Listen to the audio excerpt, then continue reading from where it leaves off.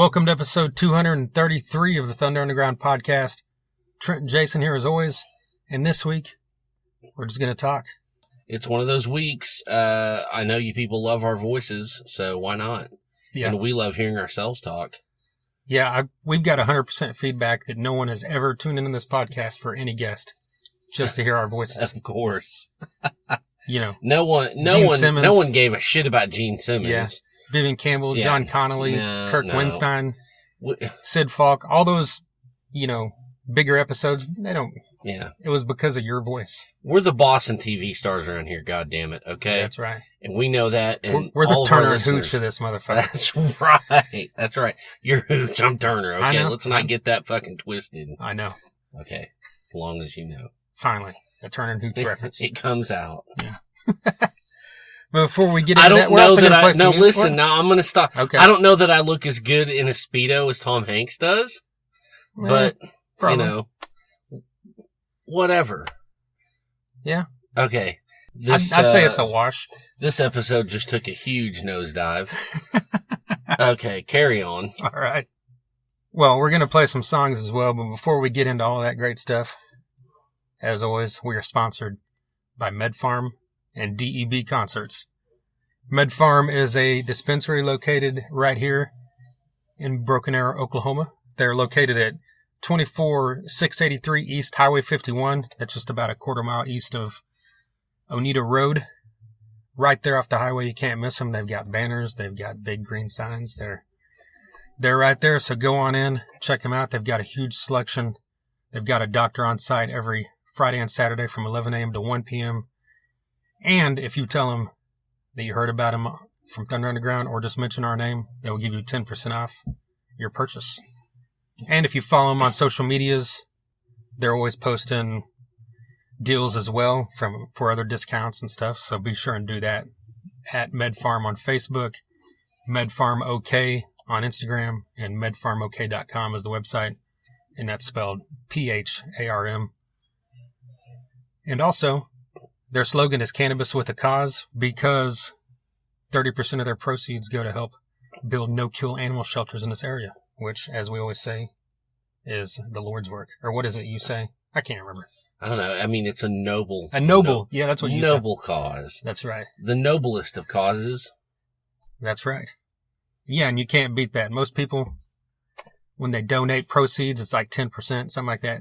These guys are doing 30%, and they're 100% independently family owned by two people from Oklahoma. Gotta love it. A lot of these dispensaries that are popping up all over the place have investors from out of state. So, it's a mom and pop operation. So get in there and support them and tell them Thunder Underground sent you. Also, as always, we're sponsored by DEB Concerts. They keep bringing in some amazing rock and roll to Tulsa. They keep bringing in acts that we grew up on. Definitely. Like Tom Kiefer, Saxon, Sebastian Bach, Great White, Lita Ford, Warrant, Steelheart, Dokken, Warrant, a huge long list. And the list is getting longer because just here in about 3 weeks, or a little less than 3 weeks now, October 19th, Last in Line, we'll be playing the Ideal Ballroom with Fist of Rage opening up. Last in Line is out supporting their second album, which is fantastic. Definitely is. I'm sure you'll be hearing about that on the Best of 2019 episode. Of course you will be. And you can also hear about it on our episode with Vivian Campbell from July. So go look that one up. And of course, Fist of Rage opening that show. They've been on this podcast several times, members of that band. They kick ass, so hit them up if you want some advance tickets for a little bit cheaper than you can get at the door or online. Definitely. That's going to be a great show. I predict many brutal hangovers the next day. That's true. But it's all going to be worth it. Usually when you go to the Ideal Barn, you end up with a brutal hangover. Yep. So, bring it on, I say. Bring it on. Right. Well, then later in November 23rd, Vixen and the Iron Maidens will be coming to Tulsa. Two great bands, two great female bands, and of course, Iron Maiden, the Iron Maidens, not Iron Maiden. The Iron Maidens Fuck me, I are wish. an all-female tribute band for Iron Maiden. So be sure and get in there and check that out. I've long wanted to see these guys live, or these girls, sorry. And Down for Five will be opening that show. That's going to be a great one. Yeah. Great Tulsa area band that you can also hit them up if you want advance tickets. You'll save service charges, and it'll help them out as well. So yeah, get out there and check out Vixen, the Iron Maidens, and Down for Five at the Ideal Ballroom. And Eddie Trunk will be hosting both of those shows. As always. Yep. And as we said, both of those are at the beautiful Ideal Ballroom in downtown Tulsa. So get on Facebook, follow the Streets Gone Wild page, follow the Ideal Ballroom so you miss none of these. And of course, anytime there's announcements from DB concerts, you'll hear about them here as well. Of course.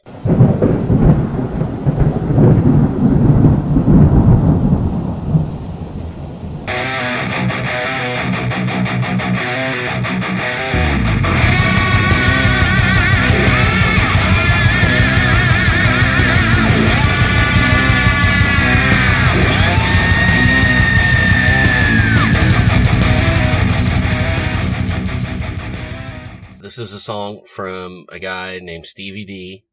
You guys might not, it's not the Stevie D from Buck Cherry. It is a guy that's a producer, and he's worked with a ton of bands. He's worked under some great producers like Max Norman and Kevin Shirley. You have the list in front of you. He's got some great credits. Yeah, Vanilla Fudge. Both Carmen. Appice or Appice brothers. Yeah. Whichever you like to say it. Yeah. And when he was working under those other guys, it was for bands like Aerosmith and some of the heavyweights of the industry. And he even played guitar with Carmine. Bumblefoot was on that as well. That's right. So this guy isn't a slouch when it comes to guitar, obviously. No. If he's stepping foot alongside Bumblefoot. And the clincher here is he got Corey Glover from Living Colour to sing on these tracks. Yeah, not just this track. We're about to play the entire album. Entire thing, which is great. And this song is awesome, and I'm glad we're going to get to play it for you guys. Well, here you go. This song is called Your Time Has Run Out.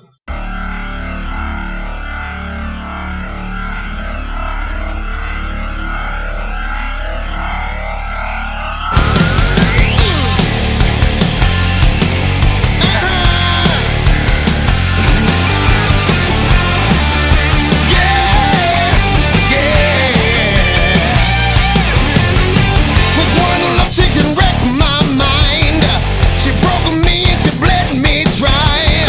She took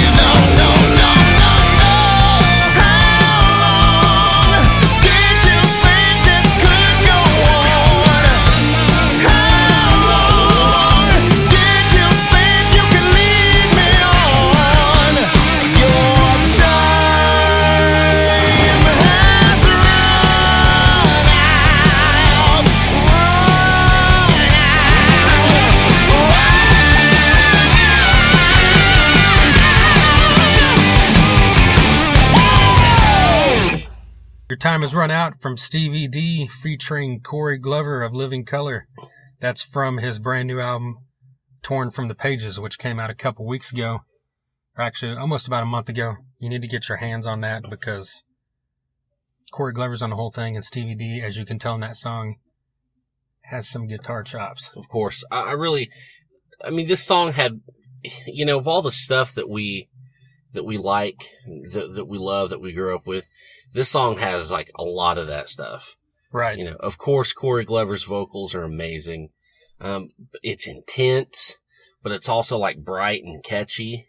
Yeah. It's just that good heavy hard. It's good hard rock. Yes. Yes, sir. That's upbeat, but also, like you said, it's got a heaviness to it as well. Of course. So yeah, I mean, really, like we said, check out this entire album. It's called Torn from the Pages, and you can find it pretty much anywhere you can find albums. And you might hear from Stevie D coming up on the Thunder Angle podcast. I don't know. You never know. It's possible. So yeah, be on the lookout for that. You wanted to talk about Lou Gramm or James Hetfield? Oh God, we can talk about any of that. That's it's all terrible. Right. Fucking. Well, the Lou Gramm thing. Godspeed to both of them. I mean, how serious was I that? don't know. It's just right before we turned, right before you hit record, I saw the headline that Lou Gramm is hospitalized with bad dehydration and, which you would hope just means he's on an IV. And fatigue and, heart problems. That guy's been through a lot of health problems. What was it, a brain tumor like 20 years ago that almost killed him? That's right. I forgot about that. Never ever have I been a Foreigner fan. But I also, at the same time, I don't like to see this with anybody. Right. And when I said this, you made the joke that, oh, that sounds urgent. That sounds like an emergency. And I hung my head in shame, Trent. I hung my head. You motherfucker. But you got to think, was that not clever timing? I don't know. Maybe that's too soon. I don't know. It was just, I'm hurt. I'm a woke person these days, okay? I mean, if you had told me that in the morning, I could have just said, well, it's a blue morning, Jesus blue day. Christ. But, I mean, okay, anyways. Okay. You know what? Now, see, here's the thing. You said you're not a Foreigner fan. I always have been since we were young. Yes. I fucking love this band. And, that's one of the things we kind of knocked on in the past, when we joked about on the podcast. They were out touring at one point with literally no original members because Mick Jones was the only one left and he had stepped away.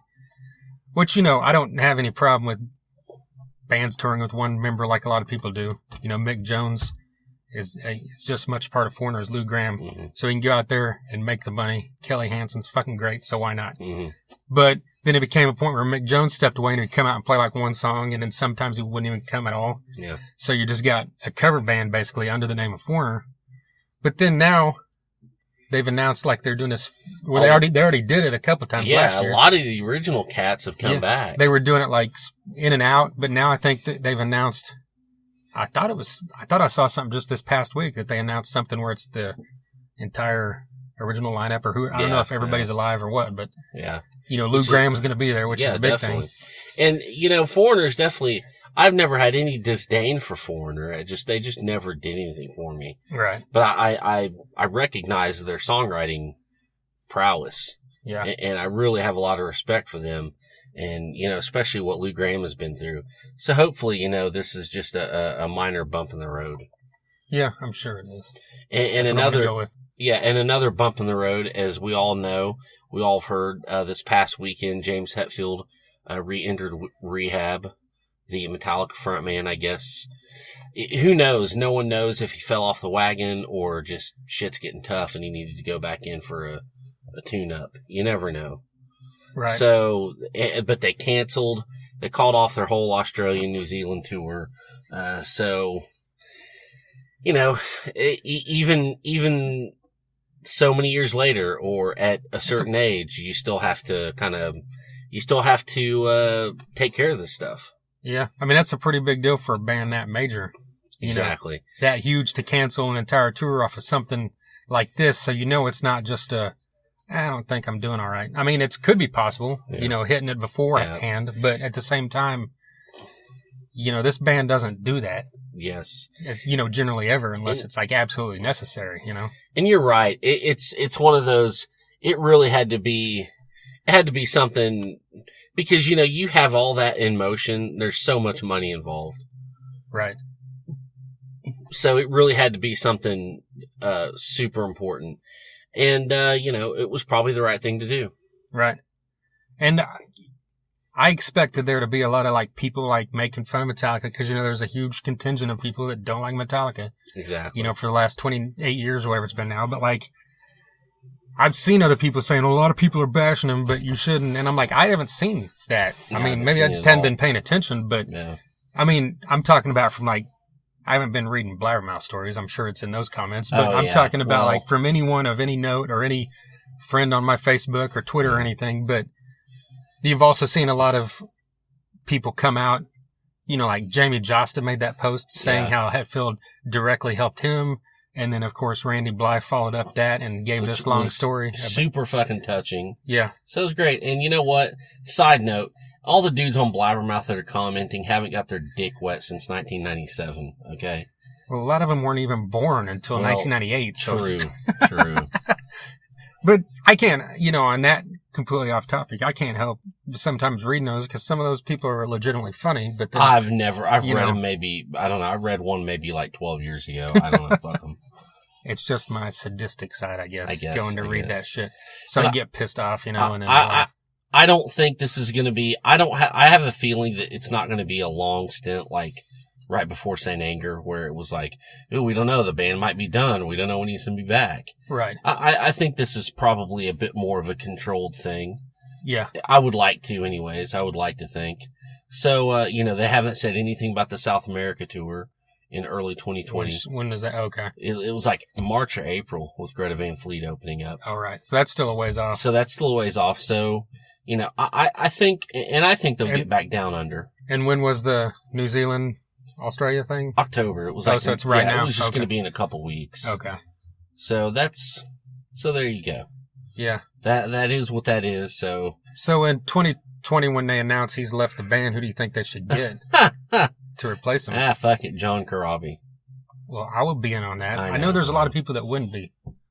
That's a great segue, sir, because that was a topic I was going to bring up. Into Glenn Hughes. Yeah. Okay. You think Glenn Hughes could front Metallica? Well, Glenn Hughes could front anything he fucking Glenn Hughes could front. But it just wouldn't make sense.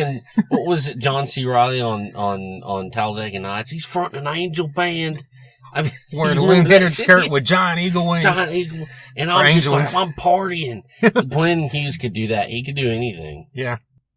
Hopefully people know I'm joking. That's not going to happen. No. If Hetfield actually left Metallica, they would. I'm pretty sure that's one of those bands. That's one of those bands that would not replace him, even though, Lars and Kirk could if they really wanted to, but it's not going to happen. But for our segue purposes. Well, yeah, what I was going to. It works out beautifully. Yeah, I mean, something we never talked about is this whole Corabi not being in Dead Daisies thing. Yeah. And, well, Mark Mendoza as well. Yeah. No offense to Mendoza, but that's a lesser. When you got Glenn Hughes, you don't really need.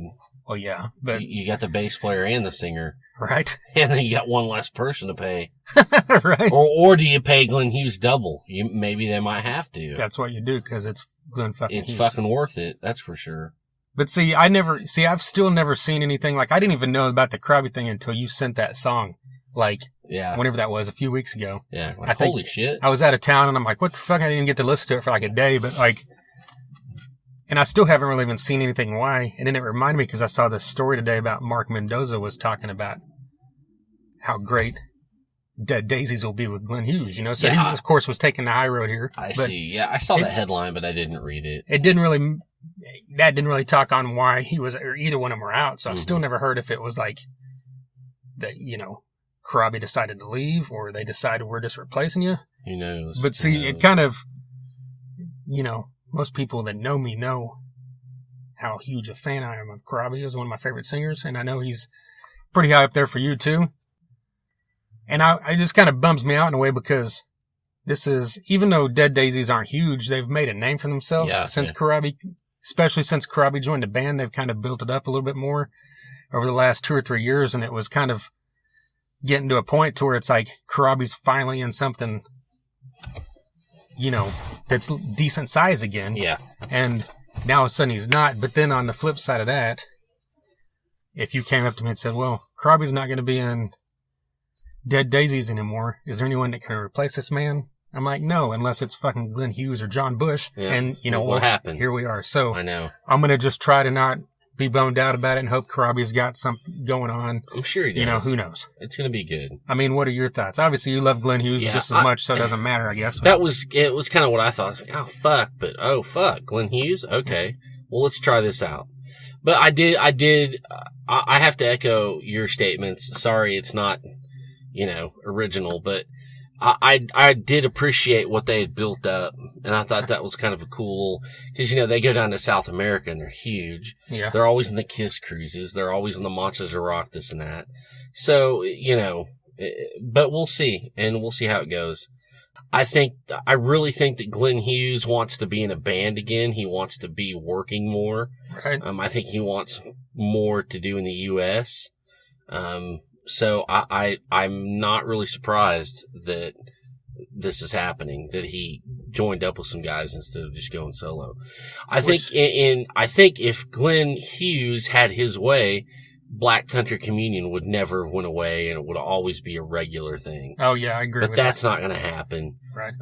And I understand why. So this is what we got.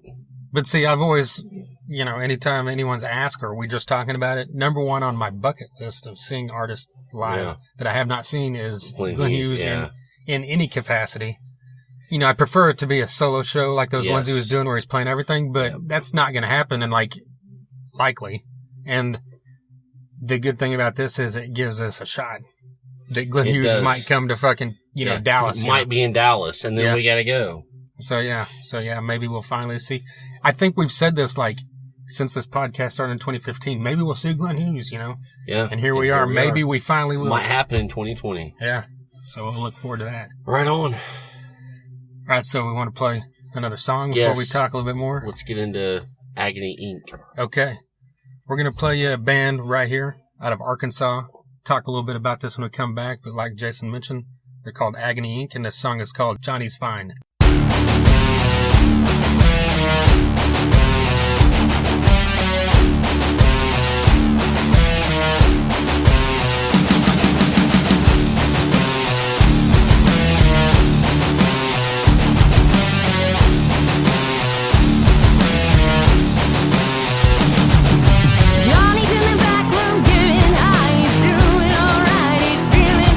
He's having the time of his life.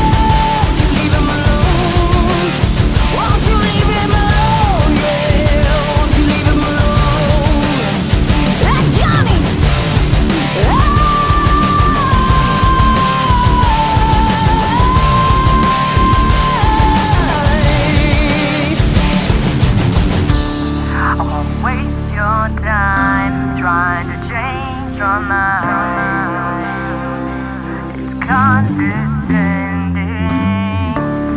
We disobey all the rules you made. The price is too demanding.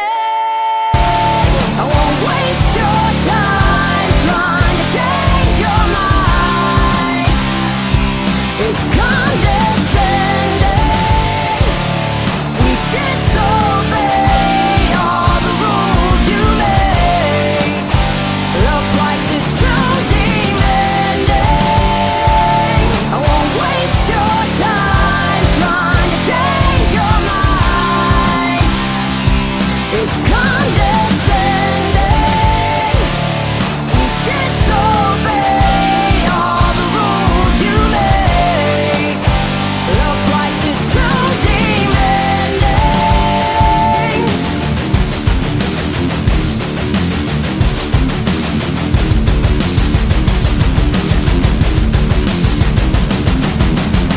Johnny's Fine, a brand new track from Agony Inc. out of Arkansas that was produced by John LeCompte, who you all know from Evanescence. And that features Jay Biggs from our friends in Scorned, who John LeCompte also produced their album. This is Jay's new band, and I really dig what I'm hearing. I mean, what do you think about that? Great stuff. I mean, it's a bouncy riff, nice kind of Middle Eastern guitar solo. Yeah. Love the female vocals. Can't go wrong. Yeah, it's a really strong track from this band, and I'm really looking forward to see what they got coming here in the future. And if you're here in the Tulsa area like us, they're going to be here in just a little under a couple weeks, October 12th at Badass Renee's. Nice. So get out there and check them out. Okay. Give them a follow on Facebook and on Reverb Nation. Let them know we sent you. Okay. Yeah. All right, so you got something you want to talk about before we talk about David Lee Roth? Yes, I got a couple things real quick I wanted to throw at you. This is not really rock related. I mean, it kind of is, but I think it's worth talking about. This fucking Sturgill Simpson record. Oh, shit. I thought of that earlier. Jesus I'm Christ, like, I wanted to man. write that down, and it slipped my mind. Okay. So good. As Sturgill Simpson, came out of the gate, bluegrass, country, Americana, fucking poster boy. He released a song, an album probably 5-6 years ago called Meta Modern Sounds in Country Music. And everybody flipped their shit because it was traditional. It wasn't any bullshit. It wasn't bro or pop country. It was pure and honest, and he's got that deep baritone kind of thing going on, and everyone loved it. Fucking everyone jumped on the train. And then with each album... Except for the CMTs. Yeah, the CMTs. Well, fuck them anyways. And so anyways, so he did another album a couple years later that was just kind of, more Americana and indie than anything. And I had that Nirvana cover on it. They got a little traction cover. They got a lot of traction. And I was like, this guy's going to go into the stratosphere the next one. And holy fuck, he did. His new album came out, and it's totally synth 80s, just catchy. I don't even know. It's like, but at the same time with his country voice. Yeah. It's just, it's like, I read an article somewhere, I can't even remember where I read it, but they likened it to Sturgill went 80s ZZ Top. Yeah. And it's like he kind of fucking did, and I kind of stole that because it's a great description, excuse me.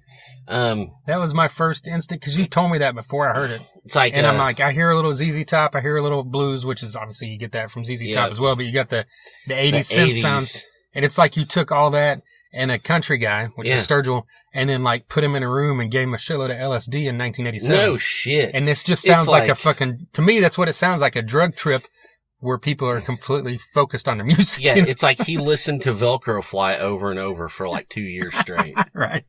I mean, so I listened to it once. It's not terrible because I understand that I understand these guys are artists and they don't need to do the same thing twice. And I appreciate that. But it's not for me. I listened to it once. I'll probably never listen to it again. I fucking loved it on the flip side where I've listened to it twice and I think about it and I'm like, I keep thinking about it. Even though I've listened to it again, that's kind of weird to say. And the thing I do like is when guys like this that have a certain a certain sect of people and fans that are just so enamored, they just totally go left. Like, they have the balls to be like, well, I'm not going to do that anymore. Let's do something else and keep everybody on their toes. Like when Shooter Jennings did Black Ribbons. Yes. Or like I said, it's his load, dude. Yeah. Or Saint Anger almost. Right. I mean, or it's his slang. I mean, it really is. I mean, fuck. And so I appreciate that in a way, even if I'm not the biggest fan of it. I love the left turn and I love saying, fuck you, I'm going to do what I want. That's great. Like the question, do you think like this is like, 3, 4 or 5 years ago, this is like in his head where he was always going? Or do you think this could be like a Shooter Jennings type thing where it's like, I'm going to put out Black Ribbons and I'm going to turn around and put out a country album right after it. Then I'm going to turn around and put out Countach and I'm going to turn around and put out a country album. I mean, do you think his next album just be crazy? Or this is the way he's going as an artist, or he might just come back and put out another, It could have, maybe he didn't know. Maybe it just came that way in the songs. I think if you listen to the way he sings, if you strip down all those songs, you could make a lot of those a country record. True. So he might have just went, you know what, let's just fuck with everybody. Like he wrote it as a country album and then. Yeah, let's just, Yeah. Who knows? So there's that. And then there's one other quick thing I wanted to talk about. The Clutch dates that were announced at the end of the year. Which, none of them are coming around here, so it doesn't really matter. But just the fact that, like, it's Clutch, and then they got the Steelwoods and Damon Johnson, on this bill for these 6 or 7 dates. Like, to preface that, they always do a short, week-long run at the end of the year, like a Christmas holiday tour thing. Exactly. And this is the 2019 version of that. Yeah, and it's like, holy shit. It's like they made a bill custom for me. Right. It's like, man, who's his like 2 favorite records of the whole year? Oh, it's the Steelwoods and Damon Johnson. Well, let's just make it for him. The Steelwoods is up there near the top of your list? Oh, man, it's such a great record. I don't know that it's going to be, because it's not hard rock heavy metal. Right.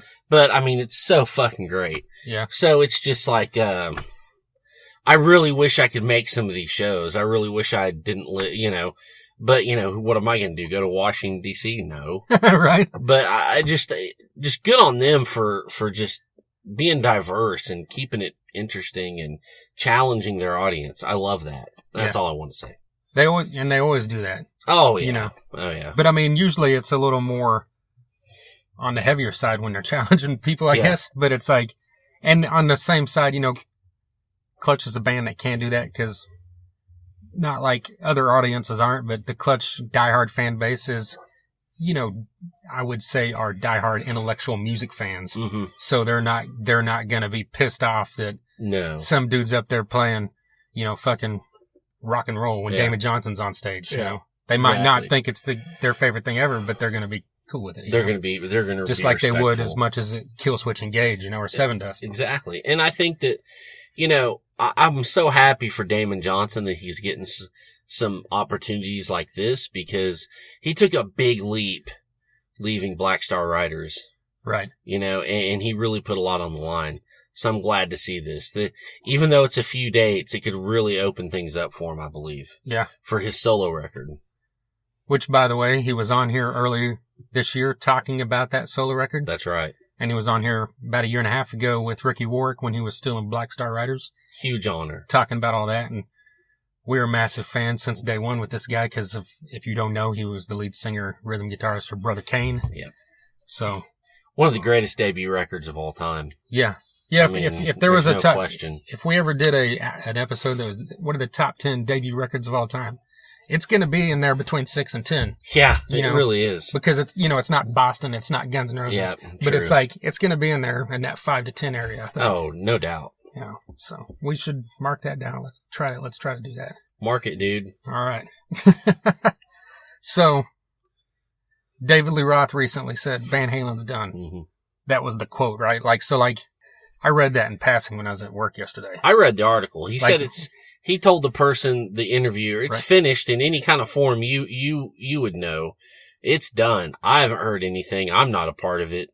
So he was just, he was, and it's insane when you live in a world now where fucking David Lee Roth sounds like he's making more sense and sounds more believable than fucking Van Halen. But none of them are making statements, so it's exactly.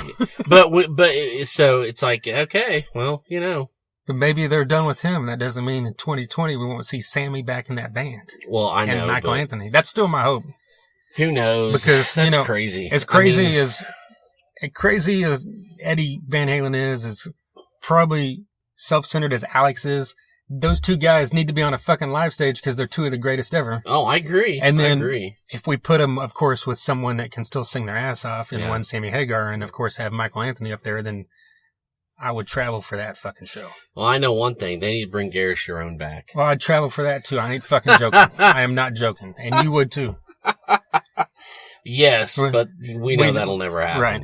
But I just, it's telling. And it was like, he was also like, I've just become the de facto guy because they don't say anything. Right. Well, that's true. Yeah. And so there's no fucking way that the Van Halen brothers better come back and say, oh, Roth is full of shit. How dare he speak? You shouldn't listen to him, because they haven't said shit. Yeah. So I have no problem with David Lee Roth coming out and going, well, I think it's done, everybody. Y'all can go home.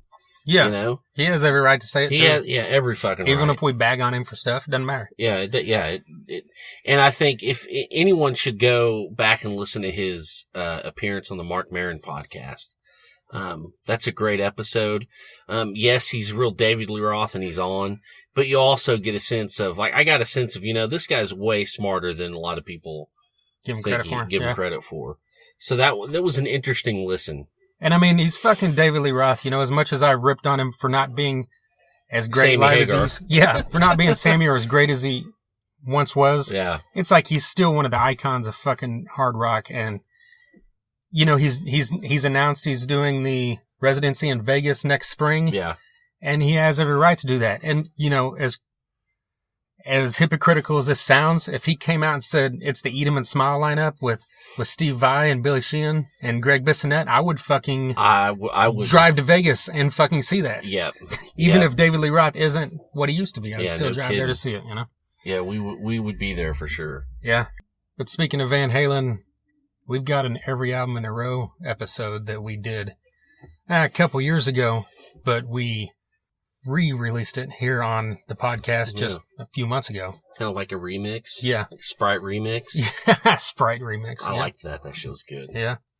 Well, we, originally did all these Every Album in a Row just as a YouTube exclusive, and so the ones that were only on YouTube, we've slowly been up into the podcast, and there's other ones that have been straight to the podcast, like Alice in Chains and Stone Temple Pilots. But we've done these things on Pantera, Metallica, Guns N' Roses, Motley Crue. The heavy hitters. Yeah, Ozzy. All that great stuff. And we've talked about doing these things on Def Leppard and Aerosmith and Tesla. Faith No More. Even getting deep with bands like Ugly Kid Joe that we love. Yeah. And of course, one of the big ones is Iron Maiden that we've been talking about for months and months and been putting off, and we're eventually going to do that one with an undertaking. Yeah, our good friend Jason Carroll. When we can sit down and make that happen, we're going to make it happen. Yep. So hopefully you'll be hearing that, here in the next couple months. That's what I'm shooting for now. Finally, I'm saying it again. Well, putting it back out there. And it would be good for me because I've been on a big Iron Maiden kick lately. All right. So I've listened to just like all eras. Yeah, well, not the Blazer. Not Blazer. I mean, really going.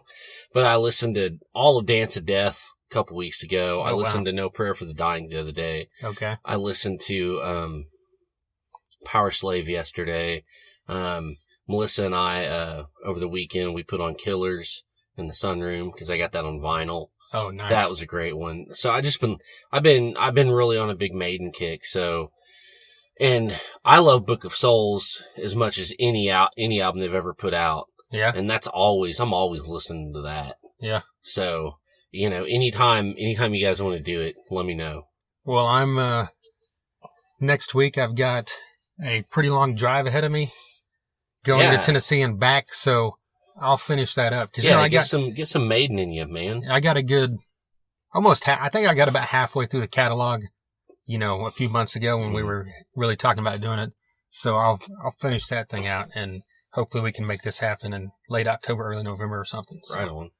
We'll remind our good friend Jason to get that back in it, which he probably doesn't need to get back in his head. I think Iron Maiden is always rolling around in his head. He just saw him in Dallas, for fuck's sake. That's right. Yeah. Yeah.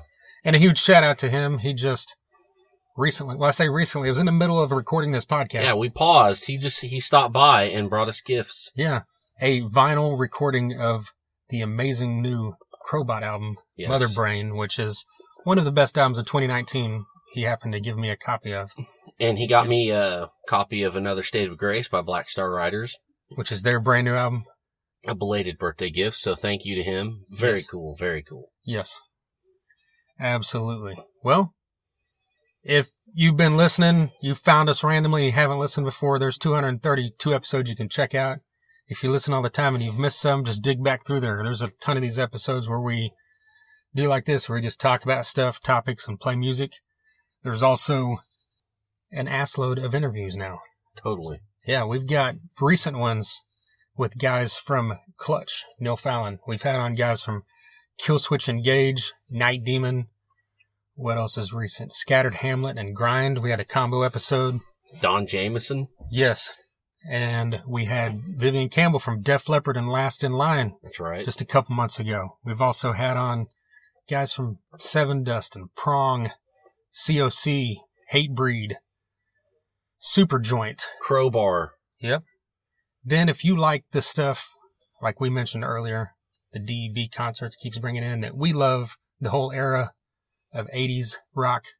We've had on guys from Tesla, Firehouse, Warrant, Trickster, Kix, KIX, and Kiss, KISS. Both those bands.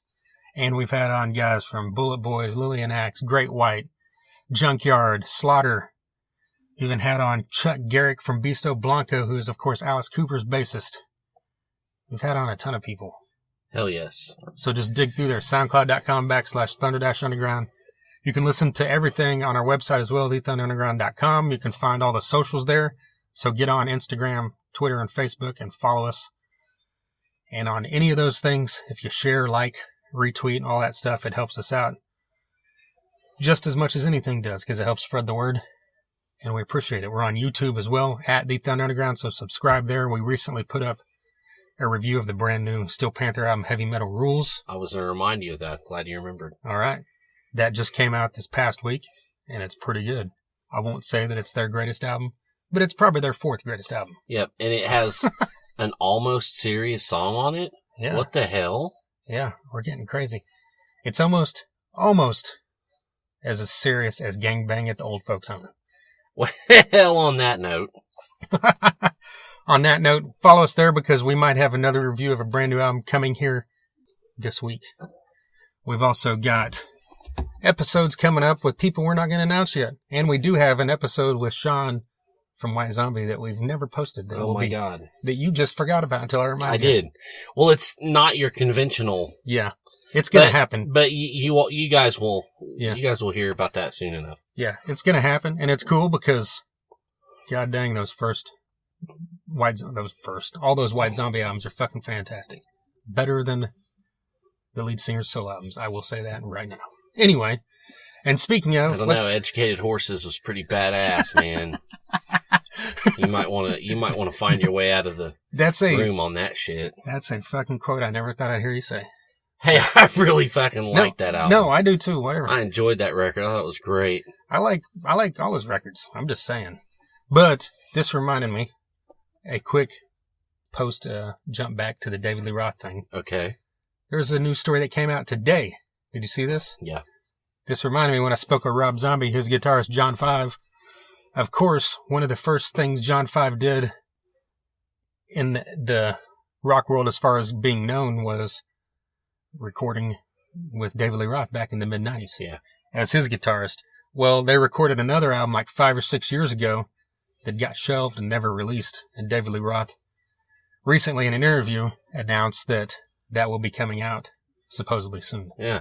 Well, John 5 been playing it on Eddie Trunk's show. Yeah. He'll like put his phone up to the microphone, play like 30 seconds of a song. That's crazy. So yeah. So yeah, just something to look forward to if you're a David Lee Roth or John 5 fan. I'm sure David Lee Roth's recorded vocals are way better than his live vocals. Oh man. God, we were trying to get out of here and look, we just got off on more shit. I love it. But no, that was one of the things I wanted to say. So Yeah, I'm glad No, the I Rob dig Zombie it. thing reminded me. Of course. But anyway, all that great stuff. Listen to us on all those platforms, iTunes, everything else. You know what they are. You don't need me to tell you every week. All the things. Yeah. TheThunderUnderground.com. A big thank you again to Med Farm and DB Concerts. And until next time. Thunder Underground, y'all.